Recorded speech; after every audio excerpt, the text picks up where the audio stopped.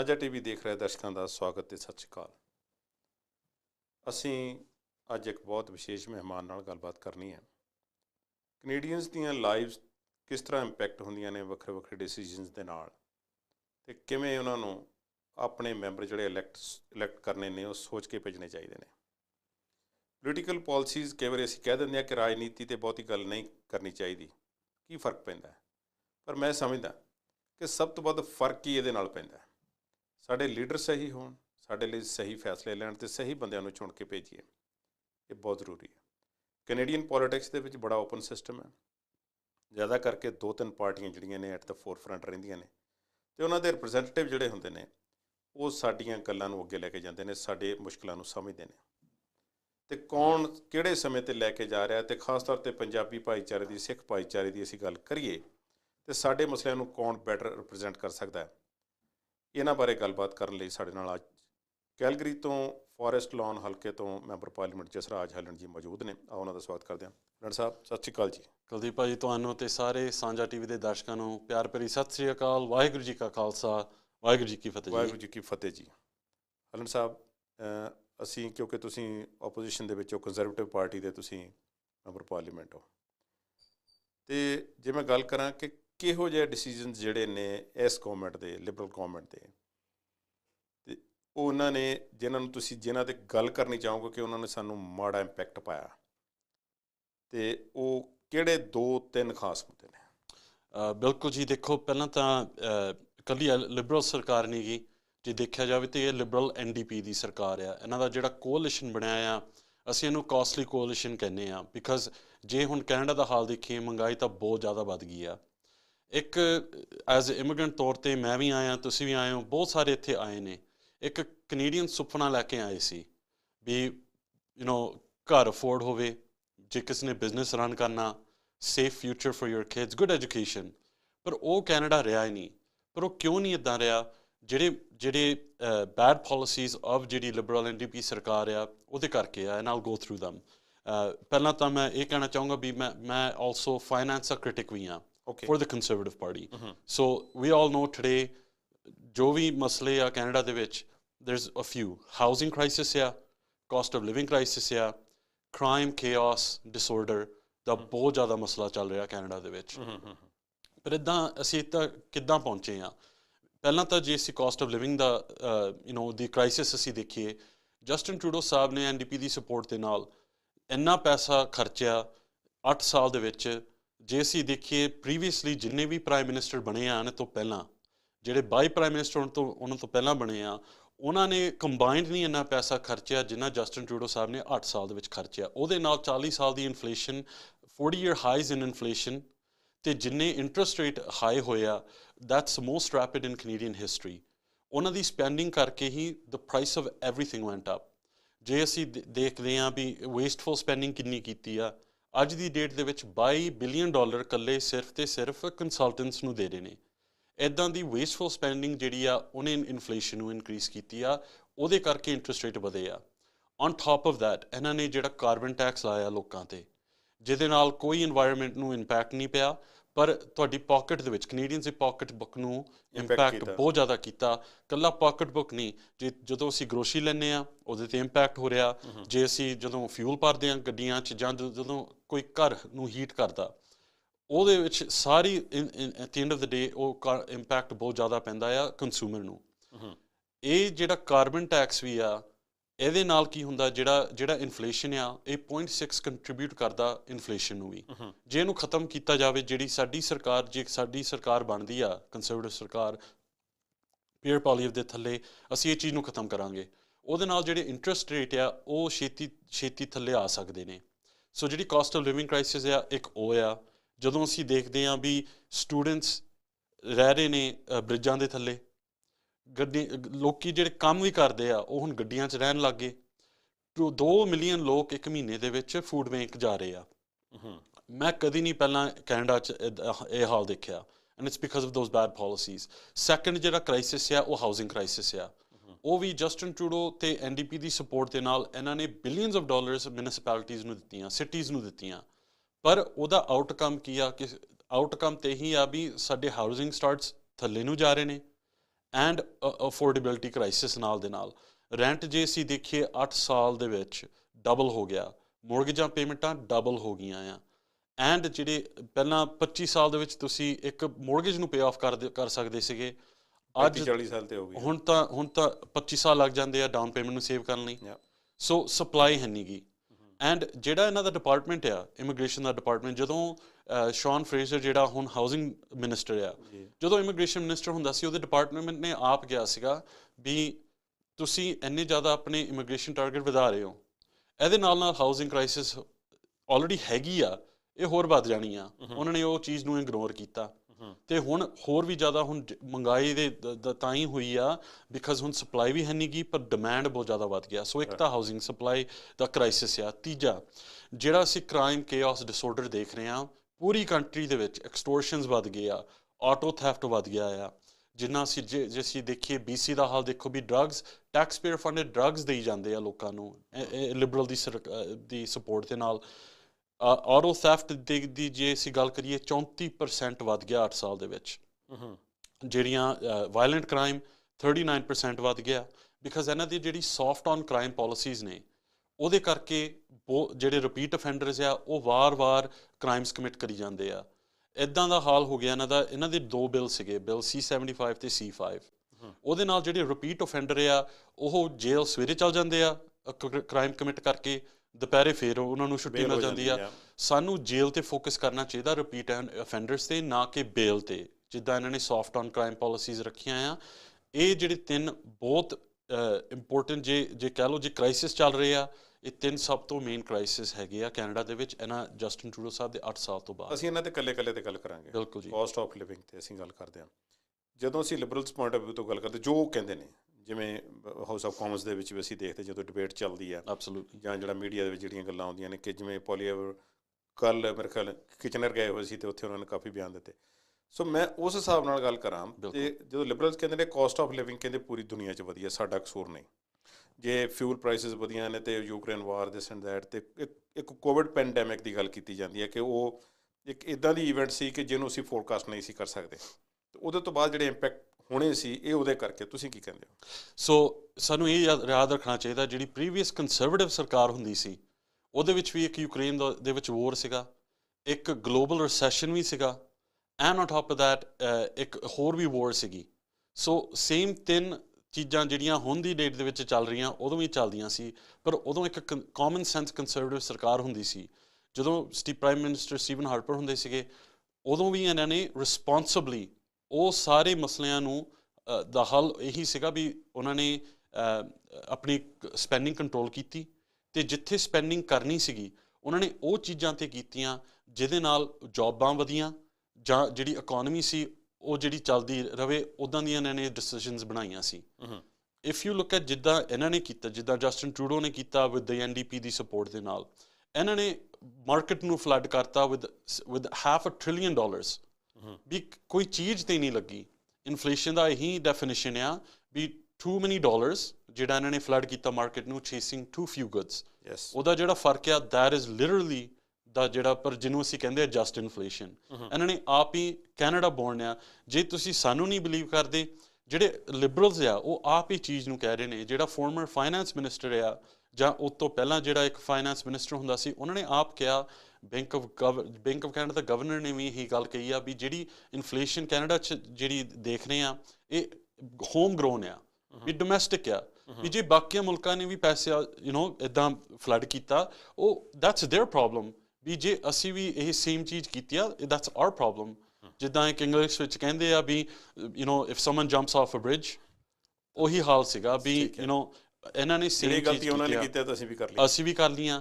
ਪਰ Justin Trudeau ਨੇ ਵਿਚਾਲੇ ਵੀ ਕਿੰਨੇ ਸਕੈਂਡਲ ਵੀ ਕੀਤੇ ਆ ਇਹਦੇ ਵਿੱਚ।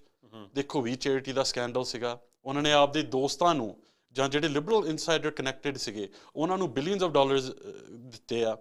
ਹੁਣ ਜਿਹੜੀਆਂ ਇਹਨਾਂ ਨੇ ਬੈਡ ਡਿਸੀਜ਼ਨ ਬਣਾਈਆਂ, ਹੁਣ ਕੈਨੇਡੀਅਨ ਸਫਰ ਕਰ ਰਹੇ ਆ ਉਹ ਬੈਡ ਡਿਸੀਜ਼ਨਸ 'ਤੇ। ਸਰਬ ਦੇ ਪੈਸੇ ਜਿਹੜੇ ਗਏ ਆ ਬਿਲੀਅਨਸ ਦੇ ਵਿੱਚ ਉਹਨਾਂ ਨੂੰ ਗਏ ਆ, ਜਿਹੜੇ ਮਰੇ ਹੋਏ ਸੀ ਜਾਂ ਜਿੱਥੇ ਇੱਥੇ ਕੈਨੇਡਾ ਦੇ ਵਿੱਚ ਵੀ ਨਹੀਂ ਰਹਿੰਦੇ ਸੀ, ਆਰਗੇਨਾਈਜ਼ਡ ਕ੍ਰਾਈਮ ਦੇ ਵਿੱਚ ਗਏ ਆ। These type of bad decisions cause this cost of living crisis because ਜਿੰਨੇ ਵੀ ਜਦੋਂ ਇਨਫਲੇਸ਼ਨ ਹੁੰਦੀ ਆ, ਜਿਹੜੇ ਐਸੈਟਸ ਹੁੰਦੇ ਆ ਉਹ ਇਨਫਲੇਟ ਹੋ ਜਾਂਦੇ ਆ। and that is what caused the housing crisis as well. ਸਾਰੇ assets inflate ਹੋ ਗਏ ਆ, and ਜਿਨ੍ਹਾਂ ਲੋਕਾਂ ਦੇ paycheck ਆ ਉਹ ਤਾਂ ਉੱਦਾਂ ਹੀ ਰਹੇ ਆ, but the assets got inflated because ਜਿੰਨੀ money printing ਹੋਈ ਆ and it flooded the market. These are bad decisions by Justin Trudeau, because ਇਹ ਬੰਦਾ ਨੂੰ ਅਸੀਂ ਕਹਿ ਵੀ ਨਹੀਂ ਸਕਦੇ ਵੀ ਇਹਨੂੰ ਕੁਛ like ਉਹ ਆਪ ਇੱਦਾਂ ਦੇ ਬਿਆਨ ਦਿੰਦਾ ਵੀ ਬਜਟ ਆਪਣੇ ਆਪ ਹੀ ਬੈਲੈਂਸ ਹੋ ਜਾਂਦਾ। ਇਹਨੂੰ ਹੀ ਸੇਇੰਗ ਵੀ ਉਹ ਸੋਚਦਾ ਵੀ ਨਹੀਂ ਮੋਨਿਟਰੀ ਪਾਲਿਸੀ ਤੇ।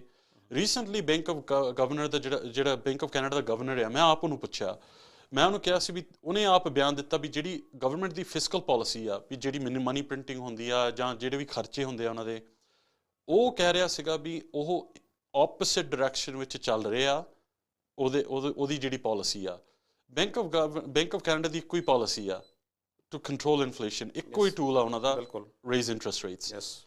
ਐਂਡ ਉਹ ਆਪ ਕਹਿ ਰਿਹਾ ਵੀ government is working in opposite directions. ਅਤੇ ਹੁਣ ਹਰੇਕ ਮਹੀਨੇ 70,000 ਤੋਂ ਉੱਪਰ ਮੋਰਗੇਜ ਰਿਨਿਊ ਹੋ ਰਹੀਆਂ, ਆਲਮੋਸਟ ਡਬਲ ਜਾਂ ਟ੍ਰਿਪਲ ਰੇਟ 'ਤੇ। ਉਹ ਤਾਂ ਹੀ ਹੋ ਰਿਹਾ ਬਿਕਾਜ਼ ਜਸਟਿਨ ਟਰੂਡੋ ਨੇ ਇੰਨਾ ਪੈਸਾ ਖਰਚਿਆ, ਇਨਫਲੇਸ਼ਨ ਬਹੁਤ ਜ਼ਿਆਦਾ ਵੱਧ ਗਈ ਆ। ਅੱਜ ਦੀ ਡੇਟ ਦੇ ਵਿੱਚ ਸਭ ਤੋਂ ਜ਼ਿਆਦਾ ਜਿਹੜੀ ਇਨਫਲੇਸ਼ਨ ਨੂੰ ਹੋਲਡ ਕਰ ਰਹੀ ਆ ਸ਼ੈਲਟਰ ਕਾਸਟ ਆ, ਅਬਾਊਟ 30%। ਸ਼ੈਲਟਰ ਕਾਸਟ ਤਾਂ ਹੀ ਵਧੀ ਆ ਬਿਕਾਜ਼ ਆਫ ਜਿਹੜੇ ਇੰਟਰਸਟ ਰੇਟ ਵਧੇ ਆ ਇਨਫਲੇਸ਼ਨ ਕਰਕੇ, ਐਂਡ ਹਾਊਸਿੰਗ ਸਪਲਾਈ, ਐਂਡ ਜਿਹੜੀ ਡਿਮਾਂਡ ਇਹਨਾਂ ਨੇ ਵਧਾਈ ਆ with immigration. Those things are keeping the inflation high. ਅਸੀਂ ਕੋਸਟ ਆਫ ਲਿਵਿੰਗ ਦਾ ਤੁਸੀਂ ਚਲੋ ਆਨਸਰ ਦਿੱਤਾ, ਅਸੀਂ ਹਾਊਸਿੰਗ ਦੀ ਗੱਲ ਕਰਦੇ ਹਾਂ ਜੀ। ਹੁਣ ਹਾਊਸਿੰਗ ਦੇ ਬਾਰੇ ਡਿਬੇਟ ਜਿਹੜੀ, ਚਾਹੇ ਕੱਲ੍ਹ ਮੇਰੇ ਖਿਆਲ ਐਡਮਿੰਟਨ ਦੇ ਵਿੱਚ ਆਏ ਸੀ ਤਾਂ ਉਹਨਾਂ ਨੇ ਫੰਡਸ ਦਿੱਤੇ, ਉਸ ਤੋਂ ਪਹਿਲਾਂ ਬ੍ਰਿਟਿਸ਼ ਕੋਲੰਬੀਆ ਦੇ ਵਿੱਚ ਕੈਲਗਰੀ ਨੂੰ ਦੇ ਚੁੱਕੇ ਨੇ, ਬੈਂਫ ਵਗੈਰਾ ਅਤੇ ਹੋਰ ਸਿਟੀਜ਼ ਨੇ ਲਏ ਨੇ ਹਾਊਸਿੰਗ ਇਨੀਸ਼ੀਏਟਿਵ ਜਿਹੜੇ ਫੰਡ ਹੈ, rental units, this and that, ਬਹੁਤ ਚੀਜ਼ਾਂ ਨਵੀਆਂ ਬਿਲਡ ਕਰਨ ਦੀ ਜਿਹੜੀ ਗੱਲ ਚੱਲ ਰਹੀ ਆ। ਮੇਰਾ ਸਵਾਲ ਇਹ ਹੈ ਜੀ ਕਿ ਜਦੋਂ ਅਸੀਂ ਗੱਲ ਕਰਦੇ ਹਾਂ ਤਾਂ ਇਹ ਕਹਿੰਦੇ ਵੀ is it provincial issue, is it federal issue, housing builds ਕਿਸ ਨੇ ਕਰਨੇ ਸੀ? ਫੋਰ ਐਗਜ਼ਾਮਪਲ ਓਨਟੇਰੀਓ ਦੀ ਗੱਲ ਕਰਦਾ, ਲਾਰਜੈਸਟ ਸਾਡੀ ਪਾਪੂਲੇਸ਼ਨ ਉੱਥੇ ਹੈ ਅਤੇ ਅੱਜ ਵੀ ਇਮੀਗ੍ਰੈਂਟਸ ਜਿਹੜੇ ਮੋਸਟਲੀ ਉੱਥੇ ਲੈਂਡ ਹੋ ਰਹੇ, ਅਤੇ ਪ੍ਰੋਬਲਮ ਵੀ ਉੱਥੇ ਸਭ ਤੋਂ ਵੱਧ ਹੈ ਜਿਹੜੀ ਬ੍ਰਿਜਿਸ ਦੇ ਵਿੱਚ ਸੌਣ ਦੀ, ਕਾਰਾਂ 'ਚ ਸੌਣ ਦੀ, ਹੋਰ ਇਸ ਤਰ੍ਹਾਂ ਸ਼ੈਲਟਰਸ ਵਿੱਚ, ਫੂਡ ਬੈਂਕ ਦੀ ਜ਼ਿਆਦਾ ਉੱਥੇ problem. Alberta is for better. ਅਤੇ ਉੱਥੇ ਤਾਂ ਸੇਮ ਥਿੰਕ ਟੈਂਕ ਵਾਲੀ ਜਿਹੜੀ ਡਗ ਫੋਰਡ ਦੀ ਸਰਕਾਰ ਰਹੀ ਹੈ, ਅਤੇ ਹੁਣ ਰਿਸਪੋਂਸੀਬਿਲਿਟੀ ਉਹ ਕਹਿੰਦੇ ਉਹਨਾਂ ਦੀ ਆ, ਉਹ ਕਹਿੰਦੇ ਉਹਨਾਂ ਦੀ, ਤੁਸੀਂ ਕੀ ਕਹਿੰਦੇ ਹੋ? ਦੇਖੋ, ਤੁਸੀਂ ਇੱਕ ਪੁਆਇੰਟ ਹਾਈਲਾਈਟ ਕੀਤਾ ਵੀ ਇਹਨਾਂ ਨੇ ਫੰਡਸ ਇੱਥੇ ਦਿੱਤੇ ਆ, ਇਹ ਸਿਰਫ ਅਤੇ ਸਿਰਫ ਫੋਟੋ ਆਪ ਦੇ ਫੰਡ ਆ। ਫੋਟੋ ਖਿਚਾ ਲੈਂਦੇ ਆ ਜਿਹੜੀਆਂ ਜਾਂ ਕੋਈ ਲੈਂਡ ਦੇ ਉੱਪਰ ਜਾਂ ਬਿਲਡਿੰਗਸ ਉੱਪਰ, ਪਰ ਇਕੱਲੇ ਫੰਡਸ ਹੀ ਨੇ। ਅਸੀਂ ਆਪ ਹਾਊਸਿੰਗ ਮਿਨਿਸਟਰ ਨੂੰ ਪੁੱਛਿਆ ਸੀਗਾ ਰੀਸੈਂਟਲੀ ਸਾਡੀ ਕਮੇਟੀ ਦੇ ਵਿੱਚ ਵੀ ਤੁਹਾਡੇ ਜਿਹੜੇ ਪ੍ਰੋਗਰਾਮ ਆ, ਜੋ ਸੋ ਕਾਲ ਜਿਹੜੇ ਤੁਸੀਂ ਪ੍ਰੋਗਰਾਮ ਕਹਿੰਦੇ ਹੋ, ਕਿੰਨੇ ਘਰ ਬਣੇ ਆ? ਉਹ ਆਪ ਨਹੀਂ ਕਹਿ ਸਕਦਾ ਵੀ ਕੋਈ ਘਰ ਬਣਿਆ, ਇੱਕ ਵੀ ਨਹੀਂ ਘਰ ਕਹਿ ਸਕਦੇ ਵੀ ਇਹਨਾਂ ਦੇ ਪ੍ਰੋਗਰਾਮਸ ਦੇ ਵਿੱਚ ਜਿਹੜੇ ਟਰਨ ਕੀ ਹੋ ਜਾਣ, ਬਸ ਜਿਹਦੇ ਵਿੱਚ ਕੋਈ ਕੰਧਾਂ ਹੋਣ ਜਾਂ ਕੋਈ ਰੂਫ ਹੋਵੇ। It's just funds. ਇਹੀ ਪ੍ਰੋਬਲਮ ਜਸਟਿਨ ਟਰੂਡੋ ਨੇ ਕ੍ਰੀਏਟ ਕੀਤੀ ਆ। ਇਹਨੇ millions and billions of dollars municipalities ਨੂੰ ਦਿੱਤੇ ਆ, ਉਹਦੇ ਨਾਲ ਕੋਈ ਟਾਈ ਨਹੀਂ ਕੀਤਾ ਵੀ ਤੁਸੀਂ ਇੰਨੇ ਪਰਮਿਟ ਕਲੋਜ਼ ਕਰਨੇ ਆ ਜਾਂ ਇੰਨੇ ਘਰ ਤੁਸੀਂ ਵਧਾਉਣੇ ਆ। That is the issue. ਜਦੋਂ ਮੈਂ ਵੀ ਪੋਲੀਟਿਕਸ 'ਤੇ ਆਉਣ ਤੋਂ ਪਹਿਲਾਂ ਮੈਂ ਵੀ ਹੋਮ ਬਿਲਡਰ ਸੀਗਾ। ਜਿੰਨੀ ਰੈੱਡ ਟੇਪ ਅਤੇ ਬਿਊਰੋਕਰੇਸੀ ਮਿਊਨਿਸਪਲ ਲੈਵਲ 'ਤੇ ਆ, ਉਹ ਵਧੀ ਜਾਂਦੀ ਆ। ਜਿਹੜੇ ਪਰਮਿਟ ਟਾਈਮਿੰਗ ਆ, ਹੁਣ ਜੇ ਅਸੀਂ ਓਨਟੇਰੀਓ ਦੀ ਗੱਲ ਕਰੀਏ, ਹੁਣ permits who is responsible for permits? Not the provincial government, municipalities. ਉਹਨਾਂ ਦਾ ਘੱਟੋ ਘੱਟ ਜੇ ਤੁਸੀਂ ਵੱਡੇ ਪ੍ਰੋਜੈਕਟ ਦੀ ਗੱਲ ਕਰੋ, we are almost 8 years sometimes, 8 years, 8 ਸਾਲ ਲੱਗ ਜਾਂਦੇ ਆ ਪਰਮਿਟ ਨੂੰ ਅਪਰੂਵ ਕਰਨ 'ਚ। ਜੇ ਅਸੀਂ ਪੂਰੀ ਦੁਨੀਆ ਨੂੰ ਦੇਖੀਏ, ਡਿਵੈਲਪਡ ਕੰਟਰੀਜ਼ ਦੇ ਵਿੱਚ Canada is second last in permitting, second last, because ਸਭ ਤੋਂ ਜ਼ਿਆਦਾ ਸਲੋ ਕੰਮ ਆਲਮੋਸਟ ਕੈਨੇਡਾ ਦਾ ਆ, because Justin Trudeau millions and billions ਦੇ ਹੀ ਜਾਂਦਾ, ਬਟ ਕੋਈ ਰਿਜ਼ਲਟ ਨਹੀਂ ਉਸ ਤੋਂ ਬਾਅਦ। ਜੇ ਅਸੀਂ ਪਬਲਿਕ ਸਰਵਿਸ ਦੀ ਵੀ ਗੱਲ ਕਰੀਏ, ਉਹ ਵਧੀ ਜਾਂਦਾ ਅਤੇ ਬਿਲੀਅਨਸ ਆਫ ਡਾਲਰਸ ਉਹਦੇ ਵਿੱਚ ਉਹ ਲਾਈ ਜਾਂਦਾ, ਬਟ ਤੁਹਾਡੇ ਸਰਵਿਸਿਜ਼ ਨਹੀਂ ਇੰਪਰੂਵ ਹੁੰਦੇ। ਵੀ ਹੈਵ ਟੂ ਕੱਟ ਆਊਟ ਵੀ ਜਿੰਨੀ ਰੈੱਡ ਟੇਪ ਅਤੇ ਬਿਊਰੋਕਰੇਸੀ ਆ, ਸਾਨੂੰ ਇਨਸੈਂਟਿਵਾਈਜ਼ ਕਰਨਾ ਚਾਹੀਦਾ ਮਿਊਨਿਸਪੈਲਿਟੀਜ਼ ਨੂੰ। ਹੁਣ ਜੇ ਅਸੀਂ ਫੰਡਿੰਗ ਦੇਣੀ ਆ ਐਜ਼ ਅ ਫੈਡਰਲ ਗਵਰਨਮੈਂਟ, ਜੇ ਦੇਣੀ ਆ ਉਹਨਾਂ ਨੂੰ, ਫਿਰ ਉਹਦੇ ਨਾਲ ਰਿਸਟ੍ਰਿਕਸ਼ਨਸ ਵੀ ਹੋਣੀਆਂ ਚਾਹੀਦੀਆਂ ਵੀ ਜੇ ਨਹੀਂ ਤੁਸੀਂ ਆਪਣੇ ਪਰਮਿਟਸ ਨੂੰ ਨਹੀਂ ਇਨਕਰੀਜ਼ ਕਰਦੇ, ਫਿਰ ਤੁਹਾਡੀ ਫੰਡਿੰਗ ਹੋਲਡ ਕੀਤੀ ਜਾਵੇ। ਸਾਡਾ ਜਿਹੜਾ ਕੰਜ਼ਰਵੇਟਿਵ ਪਲਾਨ ਆ, that is what it wood involved. ਅਸੀਂ ਇੱਕ ਹਾਊਸਿੰਗ ਪਲਾਨ ਵੀ ਉਹਨਾਂ ਨੂੰ ਪਾਰਲੀਮੈਂਟ ਦੇ ਵਿੱਚ ਅਸੀਂ ਡਾਕੂਮੈਂਟ ਕੀਤਾ ਆ ਵੀ ਸਾਡਾ ਕੀ ਪਲਾਨ ਹੋਊਗਾ। Of course we will talk about that later. ਪਰ ਜਿੰਨਾ ਜਸਟਿਨ ਟਰੂਡੋ ਸਾਹਿਬ ਨੇ ਮਿਲੀਅਨਸ ਐਂਡ ਬਿਲੀਅਨਸ ਦੇ ਵਿੱਚ ਫੋਟੋ ਆਪ ਦਾ ਫੰਡ ਰੱਖਿਆ ਆ, ਸਭ ਤੋਂ ਜ਼ਿਆਦਾ ਫੰਡ ਨਹੀਂ ਰੱਖਿਆ ਆ। ਇਨ ਰਿਐਲਿਟੀ ਉਹਦਾ ਇੰਪੈਕਟ ਹੈ ਨਹੀਂ। There is no impact. ਅਸੀਂ ਆਪ ਦੇਖ ਰਹੇ ਹਾਂ। ਐਂਡ ਜਸਟ ਰਿਮੈਂਬਰ, ਡਿਮਾਂਡ ਬਹੁਤ ਜ਼ਿਆਦਾ ਵੱਧ ਗਈ ਆ। Who is responsible, whose jurisdiction is it for demand? Federal government that is under Justin Trudeau. ਸੋ ਤੁਸੀਂ ਤੀਸਰਾ ਪੁਆਇੰਟ ਜਿਹੜਾ ਰੇਜ਼ ਕੀਤਾ ਸੀ ਕ੍ਰਾਈਮ ਦਾ, ਕਿ ਉਹ ਇੱਕ ਬੜੀ ਪੁਰਾਣੀ ਵੈਸੇ ਡਿਬੇਟ ਆ ਕਿ ਰਿਵਾਲਵਿੰਗ ਡੋਰ ਪੋਲਿਸੀ ਆ ਕਿ ਸਵੇਰ ਨੂੰ ਕ੍ਰਾਈਮ ਕਰਕੇ ਬੰਦਾ ਉਹਨੂੰ ਫੜਿਆ ਜਾਂਦਾ ਅਤੇ ਸ਼ਾਮ ਨੂੰ ਉਹਨੂੰ ਬੇਲ ਹੋ ਜਾਂਦੀ ਆ। ਇਸ ਇੱਕ ਸਾਡਾ ਜਿਹੜਾ ਲਾਅ ਕੀ ਉਹਦੇ ਵਿੱਚ ਚੇਂਜਸ ਕਰੇਗੀ? ਇੱਕ ਤਾਂ ਮੇਰਾ ਇਹ ਸਵਾਲ ਹੈ। ਦੂਸਰਾ ਪੋਲੀਓਵਰ ਦੀ ਮੈਂ ਪਿੱਛੇ ਜਿਹਾ ਸੁਣ ਰਿਹਾ ਸੀ, ਉਹ ਇੱਕ ਪੁਆਇੰਟ ਉਹਨਾਂ ਨੇ ਰੇਜ਼ ਕੀਤਾ ਕਿ ਇੱਕ ਬੰਦੇ ਨੇ ਟਰੈਕਿੰਗ ਸਿਸਟਮ ਲਾ ਲਿਆ ਆਪਣੀ ਕਾਰ 'ਤੇ, ਉਹਦੀ ਕਾਰ ਚੋਰੀ ਹੋ ਜਾਂਦੀ ontario 'ਚੋਂ, ਅਤੇ ਉਹ ਪਹਿਲਾਂ ਉੱਥੇ ਘੁੰਮਦੀ ਹੈ ਸ਼ਹਿਰ ਦੇ ਵਿੱਚ, ਫਿਰ ਇੱਕ ਕੰਟੇਨਰ ਦੇ ਵਿੱਚ ਹੈ, ਅਤੇ ਪੁਲਿਸ ਵਾਲੇ ਕਹਿ ਰਹੇ ਕਿ ਵੀ ਕੈਂਟ ਓਪਨ ਦਿਸ, ਐਕਸੈਸ ਨਹੀਂ ਕਰ ਸਕਦੇ। ਪਰ ਇੱਕ ਤਾਂ ਇਹ ਕਿ ਜੇ ਕੰਜ਼ਰਵੇਟਿਵ ਸਰਕਾਰ ਹੋਏਗੀ ਤਾਂ ਉਹ ਇਸ ਨੂੰ ਵਟ ਕੁਡ ਪੋਲੀਓਵਰ ਔਰ conservative government could have done, ਉਹਦੇ ਵਿੱਚ ਕੀ ਕਰ ਸਕਦੇ ਸੀਗੇ? ਬਿਲਕੁਲ ਜੀ। ਅਤੇ ਇੱਕ ਤਾਂ ਇਹ ਕਿ ਦੂਸਰਾ ਕਿ ਉਹ ਉੱਥੇ ਪੁਲਿਸਿੰਗ ਦਾ ਜੋ ਉਹਨਾਂ ਦੇ ਗਾਈਡਲਾਈਨਸ ਵਿਦਨ ਗਾਈਡਲਾਈਨਸ ਹੈਗਾ, ਉਸੇ ਹਿਸਾਬ ਨਾਲ ਆਪਰੇਟ ਕਰਨਗੇ, ਉਹ ਲਿਮਿਟਸ ਕ੍ਰਾਸ ਕਰਦੇ ਨਹੀਂ ਉਹ। ਸੋ very very good question। ਹੁਣ ਮੈਂ let's start off by saying ਵੀ ਜਦੋਂ ਕੰਜ਼ਰਵੇਟਿਵ ਸਰਕਾਰ ਹੁੰਦੀ ਸੀ ਜਸਟਿਨ ਟਰੂਡੋ ਤੋਂ ਪਹਿਲਾਂ, crime actually went down with less money। ਹੁਣ ਲਿਬਰਲ ਤੇ NDP ਗੁੱਸਾ ਕਰਦੇ ਆ ਵੀ ਤੁਸੀਂ ਬੈਟਰ ਰਿਜ਼ਲਟਸ ਕੀਤੇ ਆ with spending less money। ਉਹਨੂੰ ਇੱਦਾਂ ਲੱਗਦਾ ਵੀ ਜੇ ਅਸੀਂ ਜ਼ਿਆਦਾ ਪੈਸਾ ਸਪੈਂਡ ਕਰੀਏ ਟੈਕਸ ਪੇਅਰ ਦਾ, ਉਹਦਾ ਰਿਜ਼ਲਟ ਬੈਟਰ ਹੋਊਗਾ। ਬਟ ਅਸੀਂ ਹੁਣ ਕਲੀਅਰ ਐਗਜ਼ਾਮਪਲ ਆ, Justin Trudeau billions and billions ਦੇ ਵਿੱਚ ਖਰਚੀ ਜਾਂਦਾ, but at the end of the day results are getting worse. ਮੈਂ ਜਿੱਦਾਂ ਹਾਈਲਾਈਟ ਕੀਤਾ ਵੀ ਵਾਇਲੈਂਟ ਕ੍ਰਾਈਮ ਇਜ਼ ਅਪ, ਜਿਹੜਾ ਆਟੋ ਥੈਫਟਸ ਆਰ ਅਪ। ਹੁਣ ਜੇ ਅਸੀਂ ਆਟੋ ਥੈਫਟਸ ਦੀ ਗੱਲ ਕਰੀਏ, ਅਫਕੋਰਸ ਜਿਹੜਾ ਪੋਰਟ ਆਫ ਮੌਂਟਰੀਆਲ ਆ, ਉਹ ਇੱਕ ਪਾਰਕਿੰਗ ਲਾਟ ਬਣ ਗਿਆ ਸਟੋਲਨ ਕਾਰਸ ਦਾ। ਲੋਕੀ ਬਰੈਂਪਟਨ ਤੋਂ ਜਾਂ ਹੋਰ ਕਿਤੋਂ ਗੱਡੀਆਂ ਚੋਰੀਆਂ ਕਰਕੇ ਉੱਥੇ ਪਾਰਕ ਕਰ ਦਿੰਦੇ ਆ, up to Europe and Asia, and they go off from there. The reason ਜਿਹੜੇ CBSA ਉਹਨਾਂ ਕੋਲ ਉਨਾ ਕੀ ਆ, ਉਨੀ ਮੈਨ ਪਾਵਰ ਹੀ ਆ। ਸੋ ਲੈਸ ਦੈਨ 1% ਆਫ ਕੰਟੇਨਰਸ ਉੱਥੇ ਸਕੈਨ ਹੋ ਰਹੇ ਆ, ਲੈਸ ਦੈਨ 1%। ਸੋ ਜਿਹੜੀ ਐਗਜ਼ਾਮਪਲ ਵੀ ਤੁਸੀਂ ਦਿੱਤੀ ਆ, ਉਹ ਬੰਦੇ ਨੂੰ ਪਤਾ ਸੀ ਮੇਰੀ ਗੱਡੀ ਆਹ ਕੰਟੇਨਰ 'ਚ ਆ, ਪਰ ਉਹ ਸਕੈਨ ਨਹੀਂ ਹੋ ਰਹੇ। ਸੋ there's two parts to this ਭਾਜੀ। ਇੱਕ ਤਾਂ ਜਿਹੜੀ ਆਟੋ ਥੈਫਟ ਆ ਜਾਂ crime in general, Justin Trudeau ਸਾਹਿਬ ਨੇ NDP ਦੀ ਸਪੋਰਟ ਦੇ ਨਾਲ ਦੋ ਜਿਹੜੇ ਬਿੱਲ ਪਾਸ ਕੀਤੇ ਆ, ਬਿੱਲ C-75 ਤੇ C-5, ਰਿਪੀਟ ਅਫੈਂਡਰਸ ਨੂੰ ਹੋਰ ਵੀ ਰਿਲੈਕਸਡ ਕਰਤਾ ਵੀ ਤੁਸੀਂ ਰਿਪੀਟ ਅਫੈਂਡ ਕਰੀ ਜਾਓ, ਤੁਹਾਨੂੰ ਕੋਈ ਸਜ਼ਾ ਨਹੀਂ, ਤੁਸੀਂ ਜਾਓ ਜੇਲ੍ਹ ਦੇ ਵਿੱਚ for a few hours and you'll be released। It's sad ਵੀ ਜਿਹੜੇ ਵਾਇਲੈਂਟ ਕ੍ਰਿਮੀਨਲ ਵੀ ਆ, ਇਹ ਜਿਹੜਾ ਬਿੱਲ ਸੀਗਾ C-5, ਇਹਦੇ ਨਾਲ ਜਿਹੜੇ ਵਾਇਲੈਂਟ ਕ੍ਰਿਮੀਨਲ ਆ, ਉਹ ਘਰੇ ਬਹਿ ਕੇ ਆਪਣੀ ਸਜ਼ਾ ਉੱਥੇ ਪੂਰੀ ਕਰ ਸਕਦੇ ਆ। Can you believe that we ਕੋਈ ਜੇ ਤੁਹਾਡਾ ਗੁਆਂਢੀ ਤੁਹਾਨੂੰ ਅਸੌਲਟ ਕਰੇ ਅਤੇ ਉਹ ਆਪਣੀ ਜਿਹੜੀ ਜਿੰਨਾ ਵੀ ਟਾਈਮ ਆ ਉਹ ਘਰੇ ਬਹਿ ਕੇ ਉਹ ਕੰਪਲੀਟ ਕਰ ਸਕਦਾ? It's unbelievable because of that relax policy. ਸਾਨੂੰ ਕੀ ਚਾਹੀਦਾ? ਕੰਜ਼ਰਵੇਟਿਵ ਪਲਾਨ ਕੀ ਆ? ਲੈਟਸ ਰਿਮੈਂਬਰ ਵੀ ਕੰਜ਼ਰਵੇਟਿਵ ਸਰਕਾਰ ਦੇ ਥੱਲੇ ਵਾਇਲੈਂਟ ਕ੍ਰਾਈਮ ਵਾਜ਼ ਡਾਊਨ, ਆਟੋ ਥੈਫਟਸ ਵਰ ਡਾਊਨ। ਉਹੀ ਸੇਮ ਪਾਲਿਸੀ ਸਾਨੂੰ ਲਿਆਉਣੀਆਂ ਪੈਣੀਆਂ ਵਾਪਸ ਵੀ ਜਿਹੜਾ ਵੀ ਕੋਈ ਰਿਪੀਟ ਅਫੈਂਡਰ ਆ, ਜੇ 3 ਵਾਰੀ ਕੋਈ ਗੱਡੀ ਚੋਰੀ ਕਰਦਾ, ਚਲੋ ਇੱਕ ਵਾਰ ਕਹਿ ਲਓ ਵੀ ਗਲਤੀ ਹੋ ਜਾਂਦੀ ਹੈ ਬੰਦੇ ਤੋਂ, that's acceptable, you know, some people are going through hard time, 2 ਵਾਰੀ ਹੋ ਜਾਂਦੀ ਆ। ਜਿਹੜਾ 3 time ਉਹਨੂੰ ਰਿਪੀਟ ਅਫੈਂਡਰ ਕਹਿੰਦੇ ਆ, they should get a minimum 3 years। ਜਿਹੜੀ ਸਾਡੀ ਸਰਕਾਰ ਹੈ, minimum of 3 years of stealing cars। ਹੁਣ ਜੇ ਅਸੀਂ ਪੋਰਟ ਆਫ ਮੌਂਟਰੀਆਲ ਦੀ ਗੱਲ ਕਰੀਏ, ਜੇ ਕੰਜ਼ਰਵੇਟਿਵ ਸਰਕਾਰ ਬਣਦੀ ਆ, ਅਸੀਂ 75 ਨਵੇਂ CBSA ਆਫਿਸਰਸ ਹਾਇਰ ਕਰਾਂਗੇ, ਸੋ ਮੈਨ ਪਾਵਰ ਵੱਧ ਜੂਗੀ। And on top of that ਅਸੀਂ 24 ਨਵੇਂ ਸਕੈਨਰ ਲਾਵਾਂਗੇ ਉੱਥੇ ਵੀ ਇੰਸਟੈਡ ਆਫ ਲੈਸ ਦੈਨ 1%, ਉਹ ਚੀਜ਼ ਨੂੰ we should be scanning more. Scanning ਦੇ ਨਾਲ ਨਾਲ ਜਿਹੜੀਆਂ ਸਾਡੀਆਂ ਗੱਡੀਆਂ ਚੋਰੀਆਂ ਹੋ ਕੇ ਐਕਸਪੋਰਟ ਹੋ ਰਹੀਆਂ, ਉਹ ਵੀ ਅਸੀਂ ਰੋਕਾਂਗੇ ਉਹਦੇ ਨਾਲ। ਐਂਡ ਜਿਹੜੇ ਇੰਪੋਰਟ ਹੋ ਰਹੇ ਆ ਡਰੱਗਸ ਅਤੇ ਇਲੀਗਲ ਗਨਸ, ਉਹ ਵੀ ਚੀਜ਼ ਨੂੰ ਅਸੀਂ ਰੋਕਾਂਗੇ। ਹੁਣ when we talk about relaxed policies, ਮੈਂ ਫਿਰ BC ਦੀ ਗੱਲ ਜੇ ਮੈਂ ਕਰਾਂ, ਜਸਟਿਨ ਟਰੂਡੋ ਦੇ ਪਾਲਿਸੀਜ਼ ਜਿਹੜੀ ਪ੍ਰੋਵਿੰਸ਼ੀਅਲ NDP ਸਰਕਾਰ ਦੇ ਨਾਲ ਟੈਕਸ ਪੇਅਰ ਫੰਡਡ ਡਰੱਗਸ ਦੇ ਰਹੇ ਆ ਲੋਕਾਂ ਨੂੰ। ਐਂਡ ਉਹ ਕੀ ਆ ਵੀ ਜਿਹੜੇ ਡਰੱਗ ਲੈਂਦੇ ਨੇ, ਉਹ ਡਰੱਗਸ ਜਿਹੜੇ ਟੈਕਸ ਪੇਅਰ ਫੰਡਡ ਹੁੰਦੇ ਆ, ਉਹ ਇੰਨੇ ਸਟਰੋਂਗ ਨਹੀਂ ਗੇ। ਸੋ ਜਿਹੜੇ ਉਹ ਡਰੱਗਸ ਫ੍ਰੀ ਦਾ ਲੈ ਕੇ ਉਹ ਬੱਚਿਆਂ ਨੂੰ ਵੇਚ ਦਿੰਦੇ ਆ, ਜਿਹੜੇ ਪੈਸੇ ਉਹਦੇ ਵਿੱਚੋਂ ਆਉਂਦੇ ਆ ਉਹ ਫਿਰ ਸਟਰੋਂਗ ਡਰੱਗ ਲੈ ਕੇ ਉਹੀ ਸਰਕਲ ਬਣ ਗਿਆ। ਜਦੋਂ ਅਸੀਂ ਫਿਰ ਜਿਹੜੀ ਇਹਨਾਂ ਦੀ relax soft on crime policy ਦੇਖੀਏ, ਜੇ ਕੋਈ ਬੰਦਾ ਵੇਚਦਾ ਵੀ ਆ, ਦੈਟਸ ਇਲੀਗਲ, ਉਹ ਜਿੰਨਾ ਮਰਜ਼ੀ ਵੇਚੀ ਜਾਵੇ, ਉਹਨੂੰ ਕੋਈ ਸਜ਼ਾ ਨਹੀਂ, ਬੇਲ ਤਾਂ ਉਹਨਾਂ ਨੂੰ ਮਿਲ ਜਾਣਾ। It's become a joke. Canada has become a joke and it's become safe haven for criminals। ਇਹੀ ਰਿਲੈਕਸ ਪਾਲਿਸੀਜ਼ ਕਰਕੇ ਸਾਡਾ ਫੈਮਿਲੀ ਸਟਰਕਚਰ ਵੀ ਕੈਨੇਡਾ ਵਿੱਚ ਟੁੱਟ ਰਿਹਾ ਦਿਨੋਂ ਦਿਨ because of these bad policies. Conservative ਜਿਹੜੀ ਸਰਕਾਰ ਹੈ, ਅਸੀਂ ਕਹਿੰਦੇ ਹਾਂ ਵੀ ਅਸੀਂ ਡਰੱਗ ਨਾ ਦਈਏ ਲੋਕਾਂ ਨੂੰ, ਅਸੀਂ ਟਰੀਟਮੈਂਟ ਬੈੱਡਾਂ 'ਤੇ ਫੋਕਸ ਕਰੀਏ ਵੀ ਜਿਹੜੇ ਕੋਈ ਭੈਣ ਭਰਾ ਇਹਦੇ ਵਿੱਚ ਫਸ ਜਾਂਦੇ ਆ, ਉਹਨਾਂ ਨੂੰ ਆਪਣੇ ਪੈਰ 'ਤੇ ਖੜੇ ਹੋਣਾ ਬਹੁਤ ਜ਼ਰੂਰੀ ਆ। ਉਹ ਟਰੀਟਮੈਂਟ ਬੈੱਡਾਂ ਨਾਲ ਹੋਣਾ। ਜਿਹੜੀ ਬਿਗ ਫਾਰਮੇਸੀ, ਜਿਹੜੇ ਬਿਗ ਫਾਰਮਾ ਨੂੰ ਜਿਹਨੂੰ ਅਸੀਂ ਕਹਿੰਦੇ ਹਾਂ, ਜਿਨ੍ਹਾਂ ਨੇ ਇਹ ਓਪੀਓਡ ਕ੍ਰਾਈਸਿਸ ਨੂੰ ਸੁਪਰ ਫਿਊਲ ਕੀਤਾ, ਅਮਰੀਕਾ ਦੇ ਵਿੱਚ ਅਮਰੀਕਾ ਨੇ ਬਿਗ ਫਾਰਮਾ ਨੂੰ ਸੂ ਕੀਤਾ ਸੀਗਾ।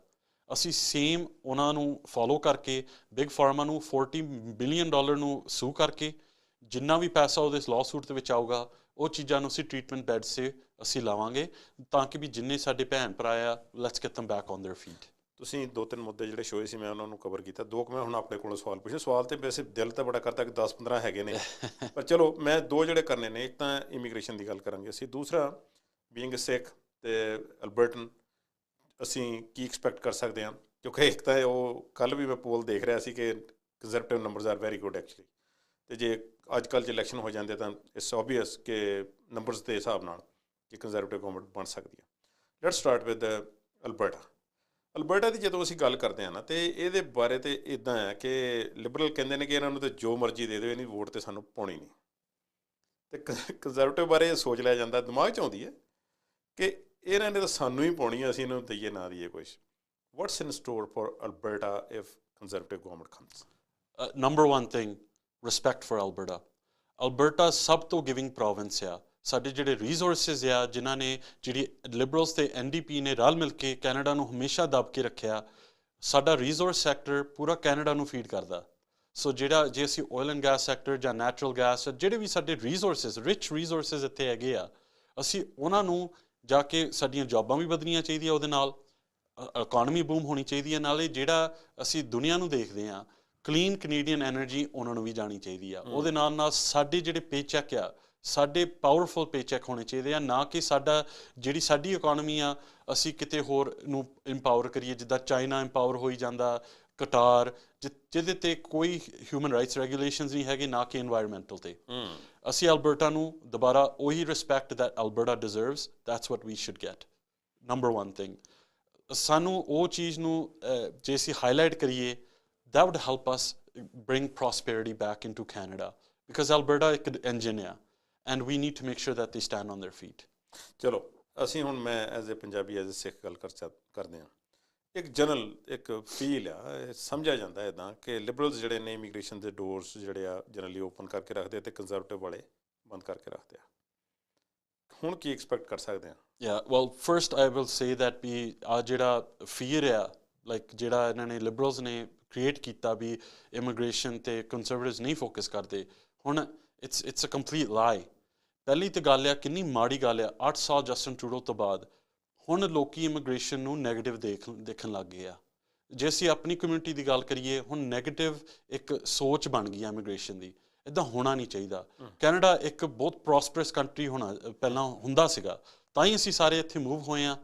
ਹੁਣ ਲੋਕੀ ਇੱਥੇ ਮੂਵ ਨਹੀਂ ਹੋਣਾ ਚਾਹੁੰਦੇ, ਬਿਕਾਜ਼ ਇੱਕ ਤਾਂ ਮਹਿੰਗਾਈ ਹੋ ਗਈ ਆ ਬਹੁਤ ਜ਼ਿਆਦਾ, ਘਰ ਨਹੀਂ ਮਿਲ ਰਹੇ, ਤੁਹਾਨੂੰ ਜੋਬਾਂ ਨਹੀਂ ਮਿਲ ਰਹੀਆਂ ਇੱਥੇ ਜਸਟਿਨ ਟਰੂਡੋ ਤੋਂ ਬਾਅਦ।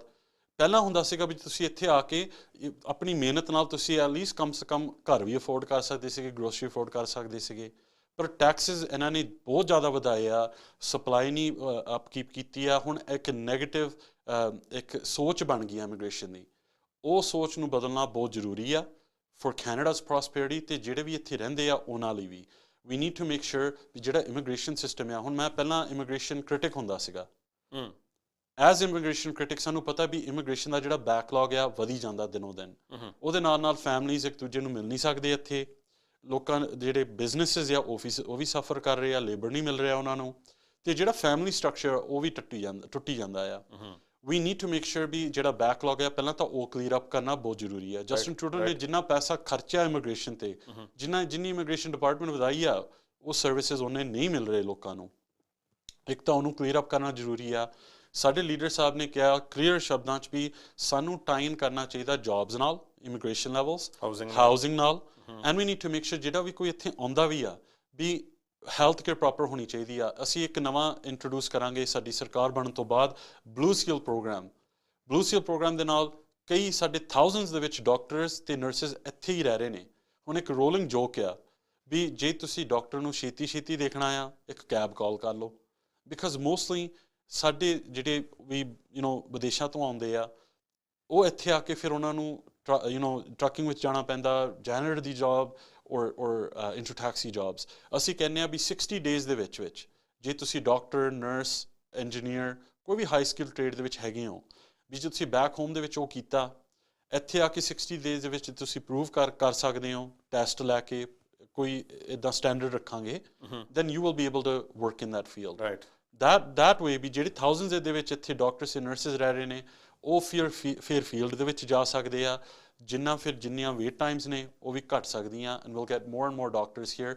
ਇਮੀਗ੍ਰੇਸ਼ਨ 'ਤੇ ਅਸੀਂ ਪੂਰਾ ਧਿਆਨ ਵੀ ਦੇਵਾਂਗੇ, and we have actually a real plan to address immigration. Immigration ਇੱਕ ਸੋਲਿਡ ਪਿਲਰ ਹੁੰਦਾ ਸੀ ਕੈਨੇਡਾ ਦੇ ਵਿੱਚ, ਪਰ ਜਸਟਿਨ ਟਰੂਡੋ ਤੋਂ ਬਾਅਦ ਇੱਕ ਹੁਣ ਨੈਗੇਟਿਵ ਪੁਆਇੰਟ ਬਣ ਗਿਆ ਆ। It's too bad he did that. ਠੀਕ ਹੈ ਜੀ, ਬਹੁਤ ਮਿਹਰਬਾਨੀ। ਅਸੀਂ ਮੇਰੇ ਖਿਆਲ ਆ ਕਿ ਸਾਰੇ ਹੀ ਜਿਹੜੇ ਇੰਪੋਰਟੈਂਟ ਟੌਪਿਕ ਸੀ ਉਹਨਾਂ ਨੂੰ ਟੱਚ ਕੀਤਾ। ਫਿਰ ਲੇਟਰ ਔਨ ਫਿਰ ਕਿਸੇ ਦਿਨ ਜਿਹੜੇ ਕੋਈ ਬਿਲਕੁਲ ਛੋਟੇ ਇਸ਼ੂਜ਼ ਹੈਗੇ ਆ ਸਿੱਖ ਕਮਿਊਨਿਟੀ ਦੇ, ਪੰਜਾਬੀਆਂ ਦੇ, ਅਸੀਂ ਕੀ ਇਨ ਸਟੋਰ ਹੈਗਾ ਕੰਜ਼ਰਵੇਟਿਵ ਕੋਲ ਸਾਡੇ ਲਈ, ਉਹਦੇ ਬਾਰੇ ਗੱਲਬਾਤ ਕਰਾਂਗੇ। ਬਹੁਤ ਮਿਹਰਬਾਨੀ, ਸਤਿ ਸ਼੍ਰੀ ਅਕਾਲ। ਥੈਂਕ ਯੂ ਸੋ ਮਚ ਜੀ। ਇਸ ਤਰ੍ਹਾਂ ਦੇ ਹੋਰ ਵੀ ਪ੍ਰੋਗਰਾਮ ਲੈ ਕੇ ਹਾਜ਼ਰ ਹੁੰਦੇ ਰਹਾਂਗੇ ਸਾਂਝਾ TV 'ਤੇ। ਸਾਰਿਆਂ ਨੂੰ ਸਤਿ ਸ਼੍ਰੀ ਅਕਾਲ।